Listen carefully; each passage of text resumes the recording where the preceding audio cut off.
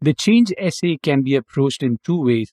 The first is by aligning with the historical perspective of how Stern branded its experiential learning, and the second with what the phrase suggests. I want to share four other change slogans that you may use for your NYU Stern change essay. The second change narrative that I would suggest is change expected.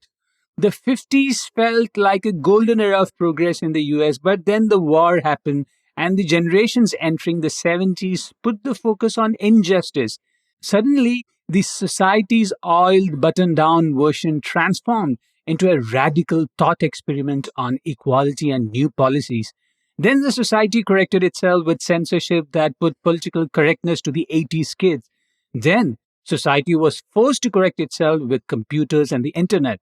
The 2000s again moved the pendulum towards more openness, and in the 2010s, corrected again to the middle with censorship.